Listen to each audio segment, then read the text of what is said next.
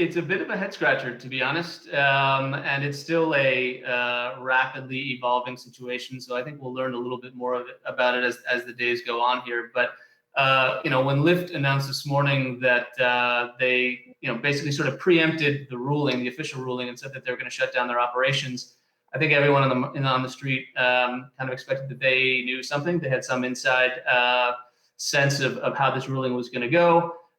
Clearly, the ruling went in the opposite way, and the higher court judge that they appealed to found that this issue, this sort of legal issue of the balance of harms, which the first judge didn't really buy that argument from Uber and Lyft that shutting down ride sharing right now would really do kind of damage to an already fragile economy. It would hurt drivers who are already struggling to generate earnings, et cetera. This higher court judge decided that there was something there, that the harm of shutting them down maybe was significant enough to extend this stay here. I think the fact that you had mayors of two of California's largest cities, in San Diego and San Jose, today publicly coming out and saying that granting the injunction would be a bad thing could have helped sway the court's decision a bit. But I think the bigger picture here is that regardless of this stay or not stay, both of these companies, Uber and Lyft, are squarely focused on the November ballot initiative, their proposition, Prop 22, which basically seeks to exempt them from AB 5 officially and legally. That's really going to be the main focus of both these companies. They're going to try and drum up support. They already really have support on the driver side, it sounds like. It sounds like they're going to have a large and vocal group of drivers who are in support of Prop 22. And now they just got to work on convincing the broader population of California. Tom, speaking of AB 5, since the bill was enacted in January, it's caused more headaches, perhaps more complexities than perhaps originally intended. When you think about not only Uber, Lyft, but DoorDash, Instacart, Postmates, they all have poured money into this ballot initiative, right, to make sure that there could be a third classification of worker. Do you ultimately imagine AB 5 going away? How much of a carving out of exceptions and exemptions can there exist with a law that originally was intended for the companies like Uber and Lyft? Yeah, look, hard to handicap with 100% precision, but I really do feel like there's a better chance than not that Prop 22 gets voted in by Californians. As I said, it sounds like drivers, and I'm not just going off the words of Uber and Lyft, who obviously have an incentive to say that drivers are behind this, but there are studies out there from sort of more independent bodies that suggest that drivers, call it 3 out of 4, 4 out of 5 drivers generally prefer being viewed as a contractor.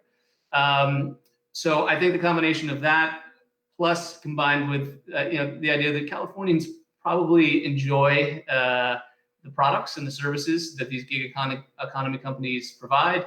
And so, particularly if they're forced to kind of experience a period where they don't have access to those services, I think there's a better than not chance that Prop 22 goes through. That said, I think the bigger factor here, or the bigger thing to consider, though, is that generally speaking, driver-related costs for all the gig economy companies are going up. I think even Dara and the CEOs of Lyft would agree with that. But what they want to avoid is, this sort of overly simplistic definition of what constitutes a full-time employee, which hasn't really been updated or refreshed for 100 years plus. That sort of definition, evolves a bit.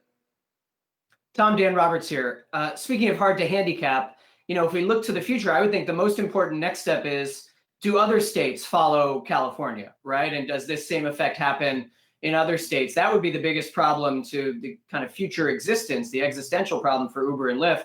And it's funny, if you think back, I remember a time when, Airbnb was shut down in Austin for a while. And people thought that was so surprising. Oh no, what's the future of this company? It seems to me they sort of are able to move past it eventually. I feel a little bit like Uber and Lyft, it behooves them to play up how damaging this is for them in California and to kind of exaggerate it. But I guess what I'm really asking is how you feel, these companies are going to try to prevent other states from following suit? Because that would be the much bigger existential crisis if California is not a one-off. Yeah, so rest assured, I think the gig economy coalition has got an army of lobbyists, basically fighting this fight in all the important states for them. Look, investors talk about this idea of like sort of AB5 contagion, right? Will other states basically use California as sort of the example of how to model their own labor laws? And hard to handicap again, but I do feel like the way that AB5 is structured in its very sort of narrow view of what constitutes kind of full employment versus contractor, I think that's bound to be revisited, nationwide, right? You've got the situation where, if you want benefits, you have to give up all the flexibility of what attracts a lot of drivers to ride sharing, right? But if you don't want benefits, you basically have no safety net if you want to maintain that flexibility. So it's just really, it doesn't seem to make all that much sense, kind of the way that it's just so starkly distinguished right now. All right, Tom White, Senior Research Analyst at D.A. Davidson. Always great to have you on the show. Thanks so much for joining us. Thank you.